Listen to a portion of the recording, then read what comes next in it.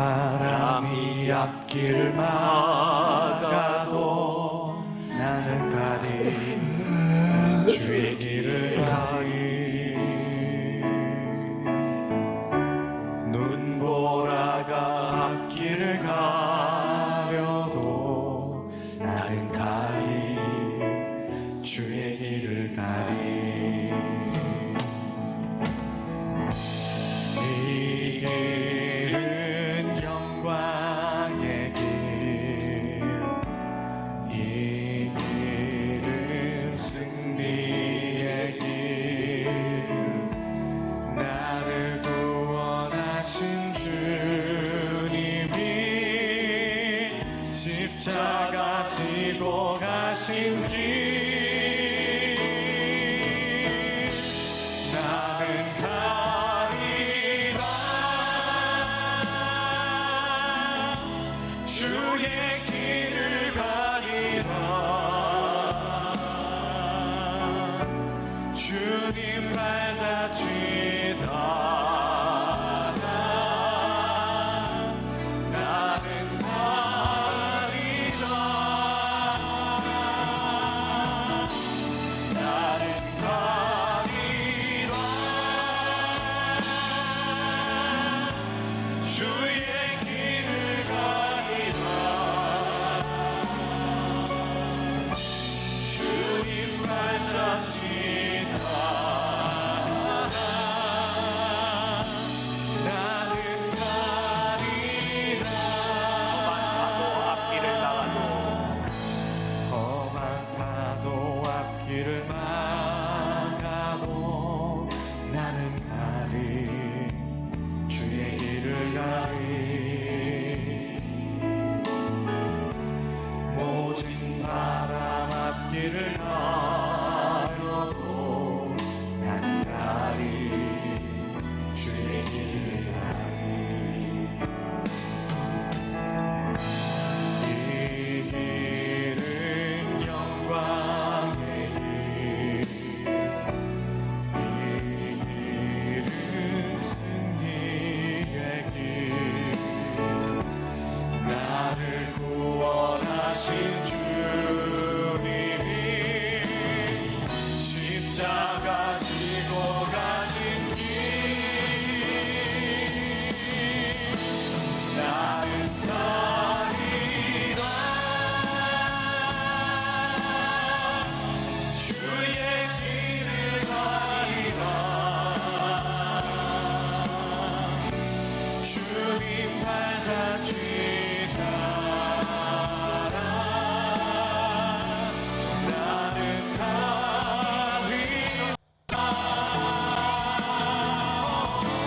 나는 가리라 주의 길을 가리라. 주님 발자취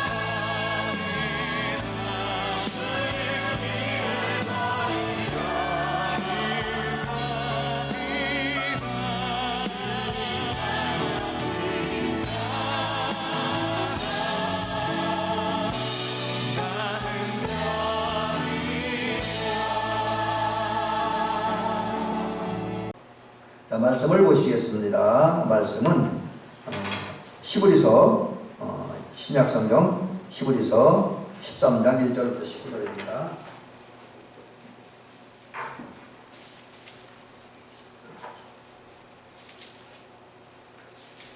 본문이 많이 기네요. 우리 편은 오늘 오늘 말씀은 본문이 많이 긴 편인데 그래도 다 읽어보겠습니다.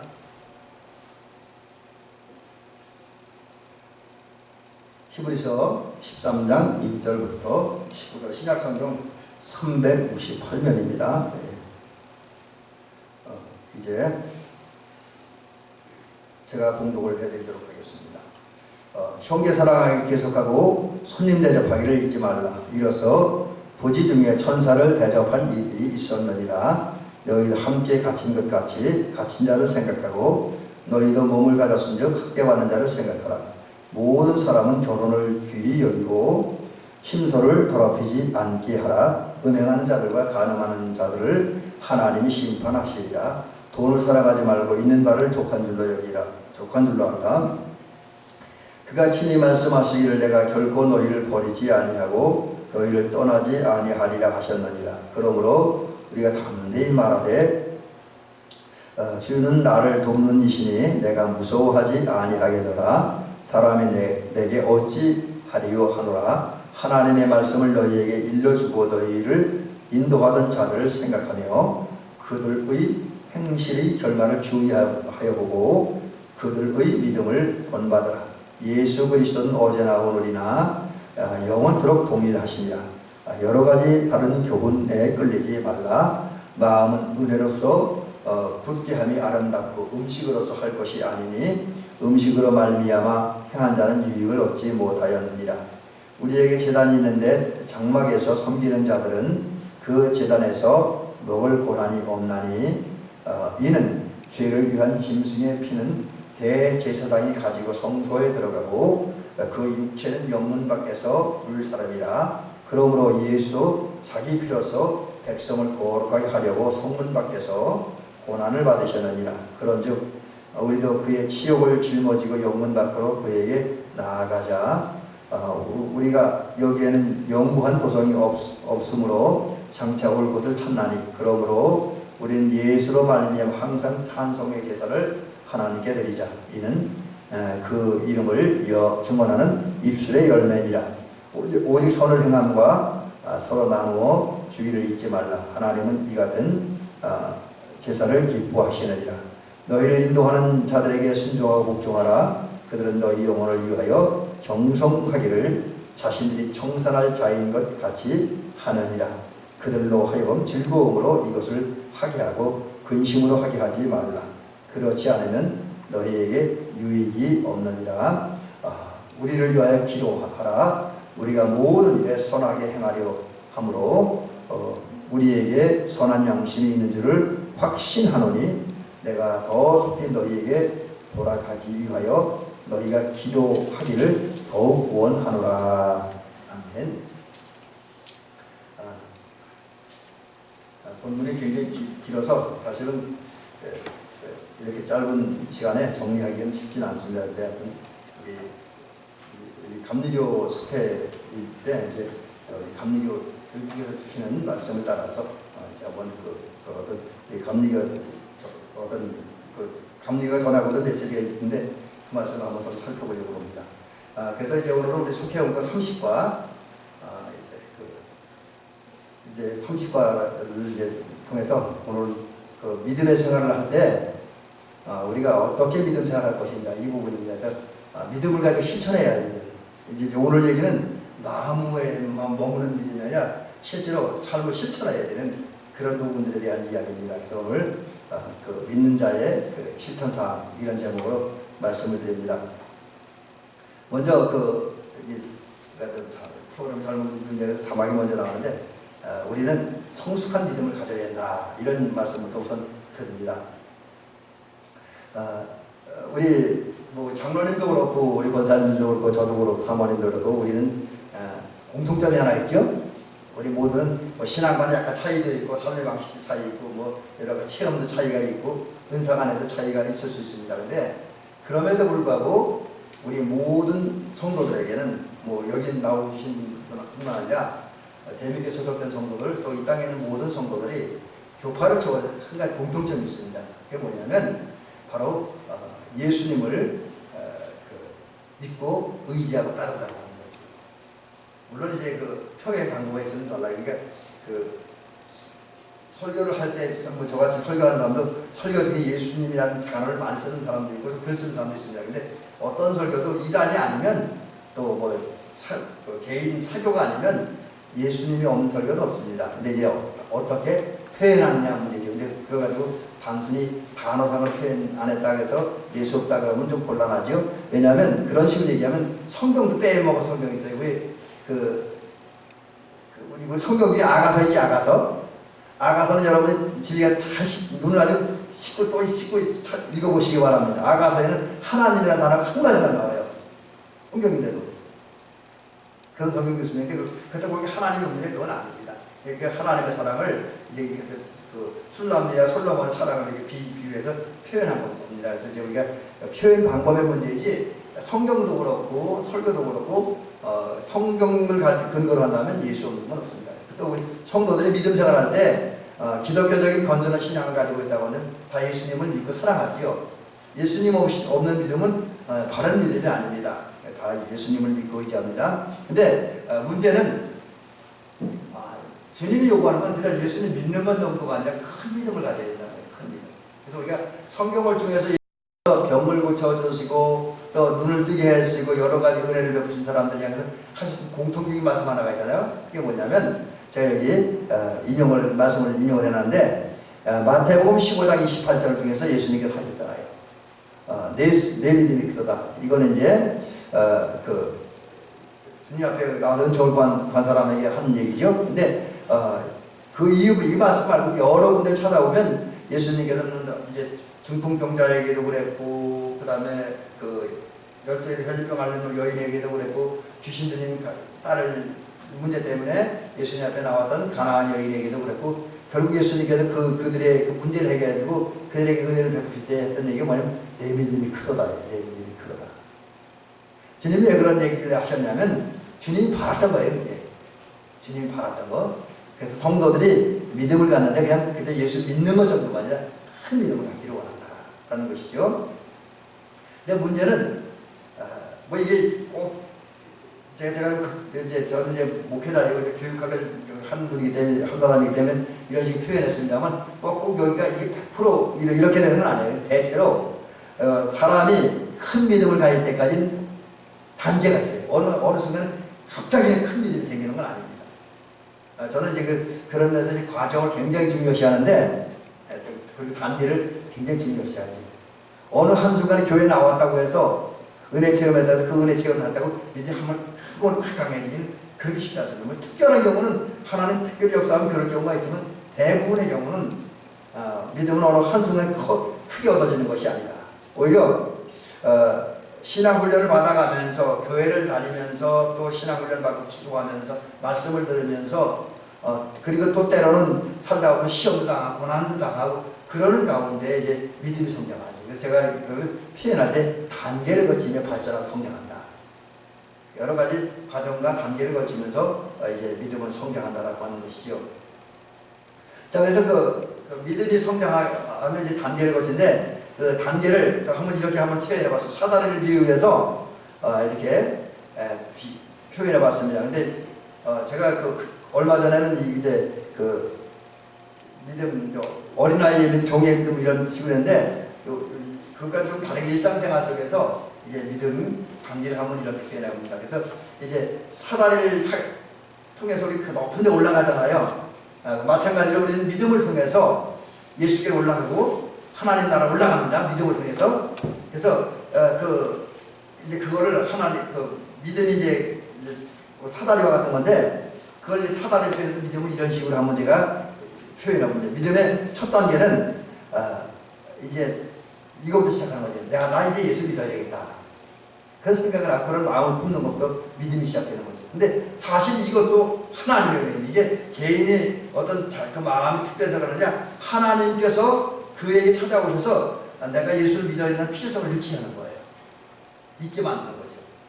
그래서 내가 예수를 믿어야 되겠다, 예수를 사랑해야 되겠다라는 마음을 갖는 것조차 하나님의 은혜입니다. 성령 역사예요.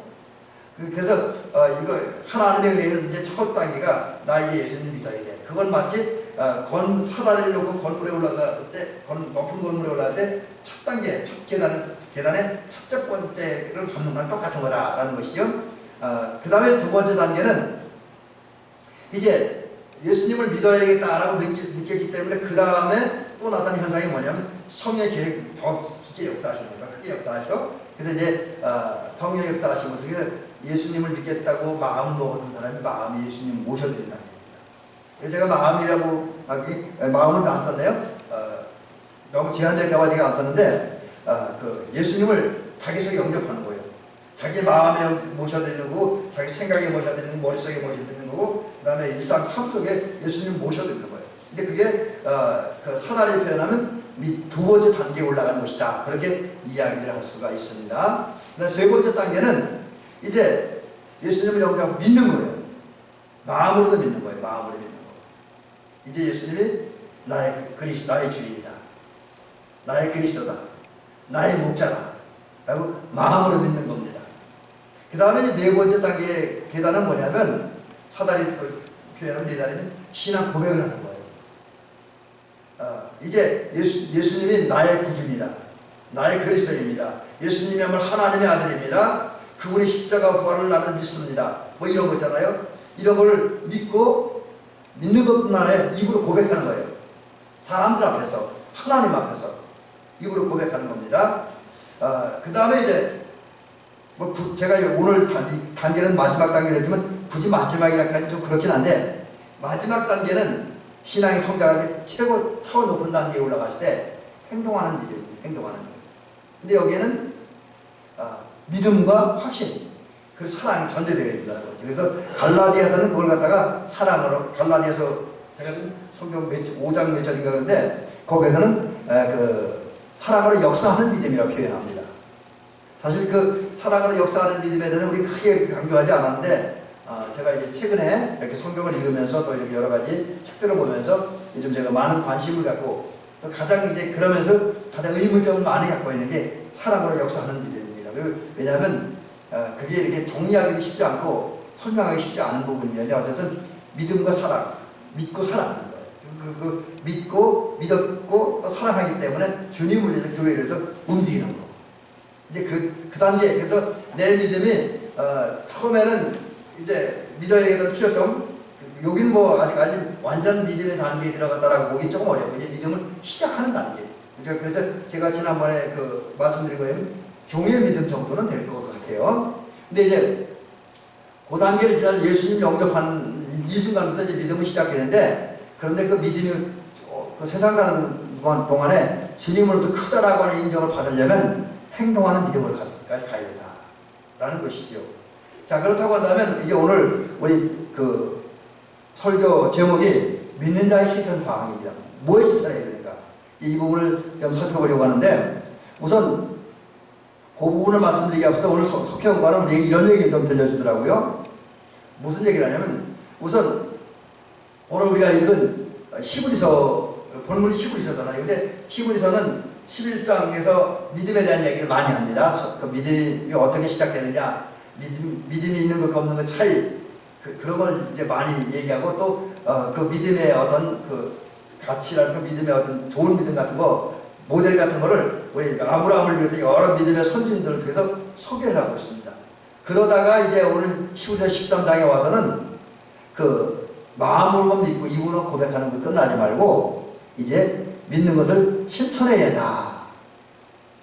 그래서 히브리서는 우리 마음으로 믿는 것을 끝나는 것이 아니라 믿음을 실천해야 된다는 가르침입니다. 특별히 히브리서 13장 오늘 우리가 읽은 본문은 더욱 그렇습니다. 자, 그러면 자세한 본문 들어가기 전에 오늘 본문이 얘기하는 게 뭐냐면, 우리가 믿음을 실천하기 위해서 뭘 해야 되냐, 행함이 있는 믿음을 실천하는 믿음 갖기 위해서 우리에게 필요한 건 뭐냐면 형제를 사랑해야 된다.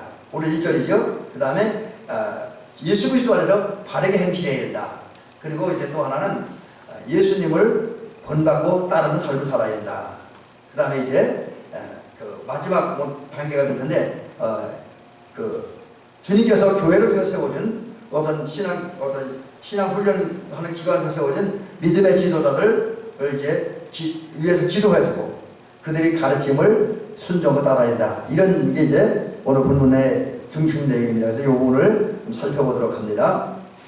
근데 이제 지난주에도 우리가 사실 믿음의 조상들에 대한 얘기를 여러 번 했는데, 우리 박지호 권사님 말씀하신 것처럼 에녹의 믿음, 끝까지 주와 동행한 믿음 못 따랐잖아요. 그죠? 근데 오늘 본문도 이 본문에 있는 내용이 사실 굉장히 많아요. 우리 믿음의 실천사항들이 굉장히 많은데 그 부분을 다 달아주지 못하는 것 같아요. 제가 이렇게 속해가도 보고, 또 제가 만약에 이 본문을 가지고 이 본문을 다 가지고 설교를 한다고 한다면 저도 이거 하나하나 다는 못 따라옵니다. 그러니까 그 부분은 좀 먼저 양해를 하시고 들으셨으면 좋겠습니다. 여러분 이제 우리가 사실 살다 보면 어떤 순간에 절벽을 만나요. 이제 특별히 신앙생활 하다가 또 어떤 우리 개인적인 목표를 향해 나가다 보면 절벽, 다른 말로 장애물을 만난다라고 하는 거죠. 근데 그 장애물을 만나면 이제 극복하기가 쉽지 않아요. 제가 왜 이 얘기를 하냐면, 아까 분명히 그랬어요. 우리가 믿음을 해서 최고 높은 단계에 가면 실천하는 믿음, 행동하는 믿음을 가져야 된다고 했습니다. 근데 사실은요, 마음으로 예수님을 내 삶에, 내 마음에, 내 머릿속에 모셔드리고 그분을 확신하고 그 다음에 그분을 향한 믿음을 내 입으로 고백하는 것까지는 크게 어렵지 않게 할 수가 있습니다. 근데 문제는 내가 믿는 대로 실천한다는 거. 내 믿음을 실천한다. 사랑을 가지고 믿음을 실천한다는 쉬운 얘기가 아니에요. 그래서 제가 절벽이라고 얘기를 하는 거예요. 특별히 여기 지금 우리가 오늘 성경은 우리에게 가르쳐주는 게, 우리 예수 믿는 사람들이 믿음을 제일 먼저 실천해야 되는 것은 형제 사랑을 실천해야 된다. 특히 오늘 히브리서 13장 1절은 형제 사랑하기를 계속하라고 했습니다. 근데 여러분, 지금 이 사람들은 이게 장애물이에요. 형제 사랑을 계속한다. 이게 사실 하긴 해야 되는데 쉽지 않은 일이죠.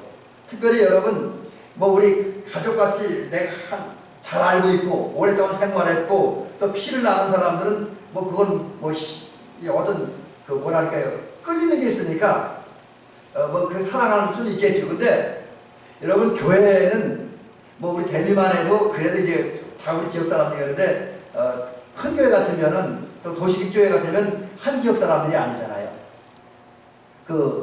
제가 며칠 전에도 만나고 온 목사님, 서울에 저기 은퇴하셨는데, 우리 교회도 몇 년 전에 한번 오셔서 설교하고 가신 목사님인데, 김치원 목사님 같은 경우 그 얘기를 하더라고요. 그게는 교인들이 교회 주변에 사람이 거의 없대요. 다 같은 서울인데도 어떤 때는 멀리 거의 1시간 반 이상 차를 타고 다녀야 된대요. 교회는 정반대. 그래서 저녁 예배나 수요예배는 나올 수가 없는 그런 먼 지역에 산다고 합니다. 자, 이렇게 멀리 떨어져 있고 거기 멀리도 자주 못 만나지요. 생활 습관도 다르지요. 문화도 다르지요. 그런 사람들이 교회라고 하는 한 공동체에 모였다고 해서 쉽게 살아가기가 그건 쉬운 일이 아니라는 거죠. 그래서 우리가 교인들이 교회라는 공동체 속에 모여서 서로 사랑해야 되는데, 그게 믿음 실천하는 건데 그게 쉬운 일이 아니다. 그래서 웬만한 사람들은 이걸 상상도 못하지. 그래서 도시 같은 경우는 다 그런 건 아니고 어떤 게는 좀 그렇잖아요. 제가 어느 날에 한번 어떤 분 간증을 들으니까 그런 얘기도 하더라고요. 어떤 분이 옆에 분하고 이렇게 예배 드리고 예배 끝나서 악수하고 인사를 할 때만 그 옆에 분이 못 보는 분이니까 설마 돈 보다는 건 아니겠죠. 그렇게 얘기를 했다는 그런 웃지 못할 그런 얘기도 있습니다. 그러니까 이게 도시 같은 경우 서로 모르는 사람들이 모였기 때문에 좀 삭막하다는 거죠. 그래서 사실 교회라고 해서 사랑의 공동체를 이룬다, 그게 쉬운 건 아닙니다. 그러나 예수님을 통해 가능하다라고 하는 거죠. 예수님은 일단은 사람들을 주님 은혜 안에 모아놓고 주님의 은혜를 늦게 깨달은 다음에 그들의 마음을 움직이십니다. 그래서 예수님이 계신 곳에는 그 공동체 속, 특히 교회 공동체 사람들이 부자냐, 가난한 사람이냐, 또 사회적 신분이 높은 사람이냐, 낮은 사람이냐, 여기에 이렇게 제한되어 있지 않고 그걸 뛰어넘어서 모든 사람들이 그리스도 예수 안에서 한 형제와 한 자매가 되게 만들어준다는 거지. 이게 예수가 아니면 안 돼요. 물론 아까 말씀드렸지만 교회도 요즘은 워낙 이렇게 문화가 다양하고 멀리 떨어지다 보니까 그게 하루아침에 되는 건 아니지만, 그러나 그럼에도 불구하고 한 교회에서 오래 다닌 사람은 비록 거리가 멀리 떨어졌다 할지라도 또 사회적 신분의 차이가 있고 여러 가지 상황의 차이가 있다 할지라도 예수 안에서 같이 오랫동안 살다 보면 자연스럽게 서로 살아갈 수가 있게 되는 거죠. 왜냐하면 예수님께서 실제 당시 삶을 통해서 이렇게 하면 모든 상황과 환경을 뛰어넘어서 믿음 안에서 예수 안에서 형제자매가 될 수 있고 형제의 사랑을 나눌 수 있다라는 것을 직접 몸으로 보여주시고 말씀으로 가르치셨습니다. 특별히 예수님께서는 사람의 몸을 입고 세상에 오심으로써 모든 사람이 주 안에서 형제다, 그렇게 그 사실을 보여주고 알려주셨죠. 자, 우리는 사람의 몸을 입고 이 땅에 오셨고 십자가에 달리셔서 형제의 사랑을 실천하고 그것 통해서 형제와 형제를 묶어오신 그 예수님을 이제 마음에 모시고 예수님의 마음을 가지고 이제 이웃사랑을 해야 돼요. 근데 오늘 본문은 특별히 이웃사랑할 때 어떻게 해야 되냐 이걸 얘기했는데, 여기 제가 자막을 미리 올려드렸는데, 우리가 형제사랑을 실천하기 위해서 나그네를 대접을 잘해야 된다. 이제 이 나그네라고 하는 말은 여러 가지 의미가 있겠지만 무슨 교회 안으로 들어와서 얘기를 한다면 이렇게 얘기할 수 있을 것 같아요. 교회 안에도 우리가 늘 오랫동안 같이 살았던 사람도 있지만 또 이렇게 처음 교회 온 사람도 있고 어쩌다 교회 온 사람도 있잖아요. 그죠? 그런 사람들이 사실 교회에 처음에 적응한다는 게 쉬운 게 아니에요. 우리 믿음의 사람들도 내가 출석하는 교회가 아닌 다른 교회 가서 예배드린다는 것이 쉽지 않지요. 어떤 분들은 아무 그런 꺼리기 없이 가는 분도 있겠습니다만 대부분의 분들은 내가 다니던 교회가 아닌 다른 교회 가서 예배를 드린다는 게 쉬운 건 아닙니다. 더군다나 초신자들 같은 경우가 초신자들이나 이방인들이 누구의 전도를 받아 교회에 나와서 예배 드린다고는 쉬운 게 아니에요. 그들의 입장에서 볼 때는 그들이 교회 오면 자기들이 나그네라는 걸 느끼죠. 또 어쩌면 우리도 그들을 모르니까 나그네처럼 대접할 수가 있어요. 그냥 지나가는 사람으로. 근데 여러분 오늘 성경을 주님께서 말씀하는 건 그래서는 아닙니다. 적어도 교회 안에 우선 교회부터 우리는 주변에 있는 이웃들도 그렇지만 교회 처음 나온 사람들, 내가 교회 처음 만났던 사람들, 서먹서먹한 사람들, 이런 사람들을 잘 영접하고 잘 대접하고 그들의 친절을 베풀어야 된다. 이것이 형제를 사랑하는 것이다. 이렇게 오늘 성경은 우리 세대에게 가르쳐주고 있고요. 또 우리 주변에 보면 이런 저런 일로 인해서 사회적으로 학대받는 사람도 있습니다. 어떤 신체적인 장애 때문에 아니면 정신적인 문제 때문에 또 여러 사회적인 문제 때문에 주변 사람들 대접받지 못하고 좀 멸시받고 저러고 학대받는 사람들인데 그들을 늘 생각하고 그들을 늘 기억하고 관심을 가져야 된다. 그래서 오늘 성경은 그들이 잊지 말라. 학대받는 자는 잊지 말라. 너희도 몸을 가졌으니까 너희도 학대받을 수 있다. 그런 말씀을 하시면 그렇기 때문에 학대받는 자, 고난당한 자를 사랑해야 된다. 바로 나그네라든지 학대받는 자를 잘 생각하고 그들 관심을 가져서 그들 잘 대해주는 것이 형제사랑의 기본 본질이다라고 성경은 오늘 우리에게 가르쳐주고 있습니다. 그 다음에 형제사랑에 대한 얘기를 하는 가운데 오늘 본문은 또 하나 얘기를 해주는데 배우자와의 혼인을 귀히 여겨야 된다. 우리 이제 우리 두 분 권사님, 연세 드신 두 분 권사님은 이제 홀로 사시는 분들이지만 결혼 생활하는 분들은 오늘 성경에 보니까 19절에 보니까 배우자를 귀히 여겨야 된다는 거죠. 혼인한 배우자. 그러면서 여기 오늘 본문에 보니까 배우자를 귀히 여기면 음행을 멀리하라. 이 얘기 속에는 우리 예수 믿는 사람들이야 자기 남편 두고 아내 두고 딴짓하겠습니까? 그런 건 안 하지만 그러나 여기 속에 주신 중요한 말씀이 부부간에 서로 귀히 여기 존중해주고 또 서로 신뢰를 받을 만한 또 신뢰를 줄 만한 그런 삶을 살아야 된다. 그리고 가정의 순결을 지켜야 된다는 거죠. 그런 것들이 형제를 사랑하는 것이다 라고 주님 말씀하고 있습니다. 여러분 우리가 믿음을 실천하기 위해서 제일 먼저 하는 일은 형제를 사랑하는 거예요. 그게 이제 오늘 본문에 보니까 정리하면 이제 나그네를 잘 대접하는 것이고 학대받는 자를 관심을 갖고 생각해 주는 것이고 배우자의 혼인을 기여기는 거다. 이렇게 오늘 성경은 간단하게 세 가지 이야기를 들려주고 있습니다. 자, 그 다음에 이제 믿음의 실천을 위해서 우리가 해야 될 일은 예수님을 본받아야 하는데, 특별히 오늘 그 본문은 또 오늘 속회보다는 우리에게 가르쳐 주는 것은 어떤 예수님을 본받느냐? 고난받으신 예수님을 본받아야 된다. 그리고 그분처럼 살아야 된다라고 말씀하고 있습니다. 우리가 잘 알고 있다시피 예수님은 십자가에 달리셨습니다. 근데 예수님께서 십자가에 달리셨던 장소를 우리가 흔히 골고다라고 이야기를 합니다. 근데 이제 이 골고다라고 하는 말은 원래 해골이라는 얘기, 해골. 제가 지금 성교실에 갔었는데 지금 그 기억은 가물가물한데, 골고다라는 지역에 해골이 정말 많았는지, 그게 그냥 이름만 그러면 그건 자세히 모르겠어요. 근데 해골이라는 뜻을 가지고 있습니다.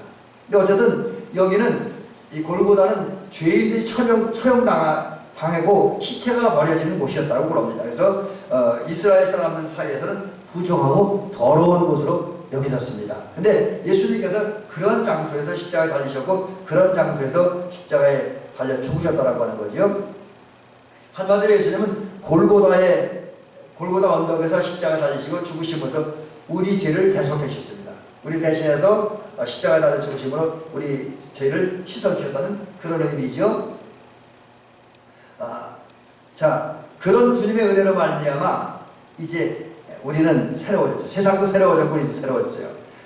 예수님이 십자가에 달려 죽기 전까지는 부정하고 더러웠던 사람들, 더러웠던 존재들이 십자가에 달린 예수님의 은혜와 사랑을 통해서 깨끗해져. 여기서 어떤 단어를 굉장히 고성에서는 신성해졌다.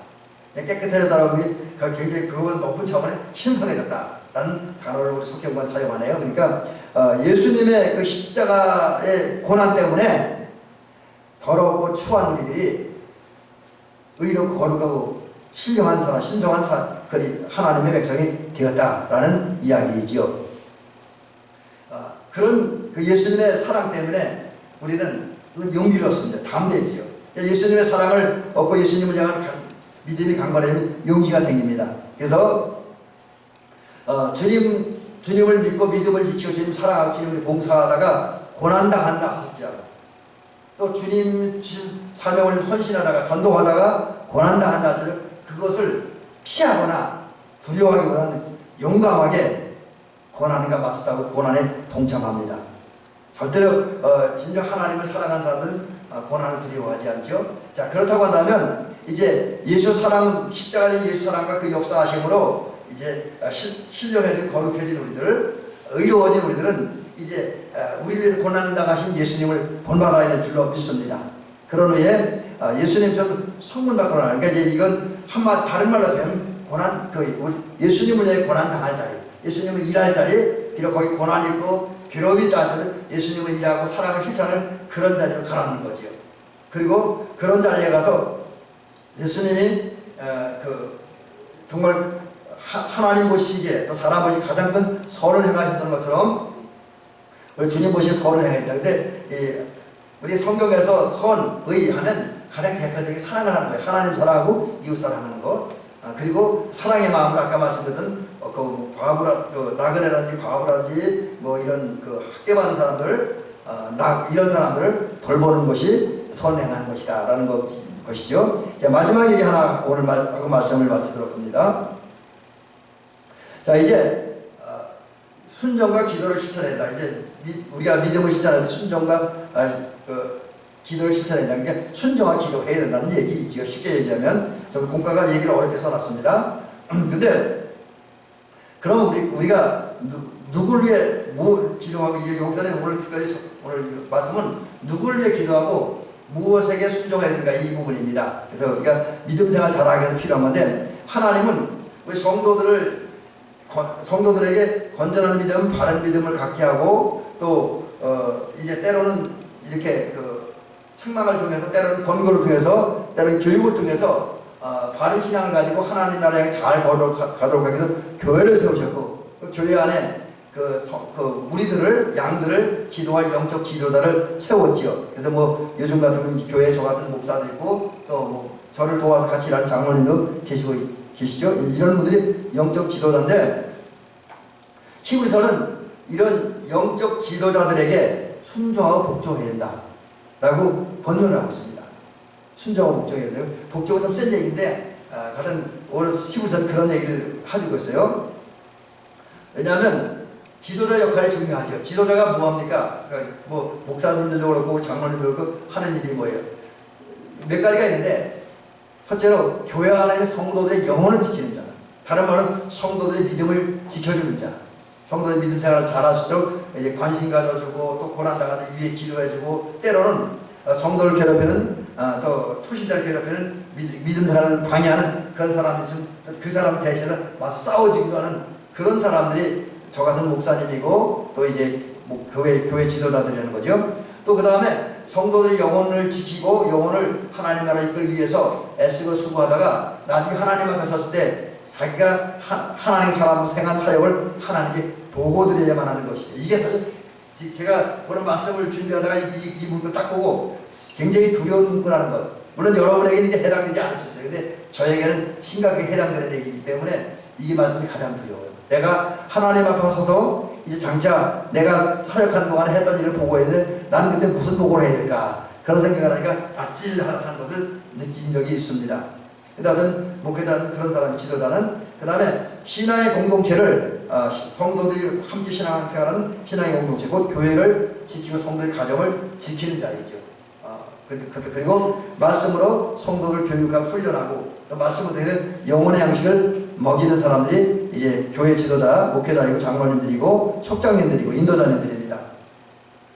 자, 이런 지도자가 이런 역할을 하는데, 근데 그 지도자가 역할을 잘 감당하고 사명을 완수하려면 필요한 게 있습니다. 혼자만 안 돼요. 여러분, 지도자 혼자 모든 일을 다 할 수는 없습니다.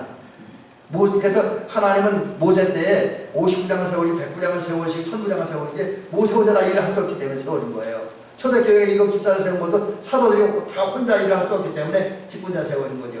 그래서 우리가 이제 지도자가 일을 잘하려면 뭐가 필요하냐면 그 지도자가 일할 수 있는 권위라고 썼는데 속해 그대 쓴 겁니다. 일할 수 있는 그 어떤 위치를 그 교회로나 어떤 그 신앙 공동체로부터 인정받고 존중되어지고 또 그 공동체 안에서 장로님의 권위, 권사님의 권위, 목사님들의 권위가 세워져야 그 임원들과 주의 일꾼들이 마음 놓고 일을 하고 성과를 낼 수 있다라는 것이죠. 자, 그러므로 이제 우리 대미교회라고 하는 신앙 공동체가 든든히 서가기 위해서 저와 여러분들이 해야 될 일이 있습니다. 우선 저도 어릴 때 많이 그랬습니다만 우리가 할 일이 있다고 한다면 우선 지도자의 말을 잘 들으면 이거는 개인적인 얘기 잘 들어주는 얘기는 아니에요. 지도자, 그러니까 우리 교회 지도자들, 장로님이나 권사님이나 목사님 등에 들려지는 하나님의 말씀을 우리 일반 성도들이 잘 들어야 된다는 거죠. 경청해야 된다는 거죠. 네, 그래야 믿음이 생기기 때문에. 그 다음에 오늘 그 석현과가 보는 히브리서 13장은 그 교회를 위해서 일하는 사람들이 기도해줘야 된다.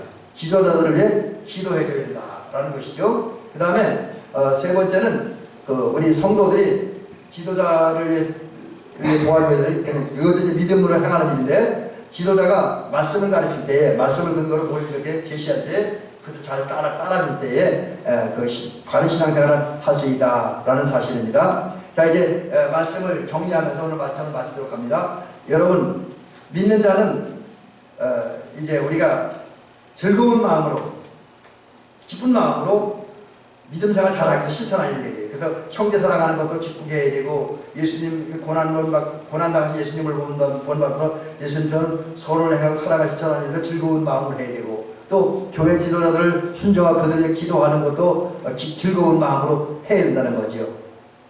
그럴 때 하나님은 믿음을 실천할 수 있는 힘과 능력을 주십니다. 믿음을 실천하도록 도와주신다는 거죠. 그래서 일상생활 속에서 형제사랑을 실천할 수 있도록 해주고 또 이제 예수님의 고난에 동참하면서 선한 일도 할 수 있게 해주신다라고 하는 거죠. 이 사실 또 그리고 우리가 정말 즐거운 마음으로 믿음을 실천하는데 교회 지도자 또 사회 지도자에게도 순종하고 그들을 기도할 수 있게 도와주신다는 거죠. 자, 이 말씀 기억하면서 대미교 성도님들 오늘 제가 좀 말씀이 많은 걸 정리하다 보니 제대로 전달되나 모르겠는데 어쨌든 오늘 본문과 우리 속회가 주신 거는 우리 믿음에서 가장 고차원 단계를 가면 믿음을 실천해야 된다. 근데 그 믿음으로 실천해야 될 일이 형제 사랑을 실천해야 되고 형제 사랑을 실천해야 되고 그 다음에 이제 고난당하신 예수님을 본받아서 선을 행하는 일을 실천해야 된다. 그리고 또 이제 교회 안에 주님께서 그 교회를 세우기 위해서 또 교회를 통해서 성도를 믿음을 잘 양육시키기 위해서 세운 교회 지도자들 저 같은 목회자들이나 장로님들, 권사님들, 속장님들, 인도자님들 이런 분들을 위해서 기도해주고 그분들의 가르침을 듣고 순종하는 저와 여러분들이 되어서 이 일상의 삶 속에서 믿음을 잘 실천함으로써 그 실천하는 가운데 믿음이 더 강건해지는 은총의 길을 또 그런 가운데 여러분의 믿음이 살아있는 믿음, 생활 속에 젖어든 믿음이라는 사실을 증명하는 저와 여러분들이 되시기를 주의 이름으로 축원합니다.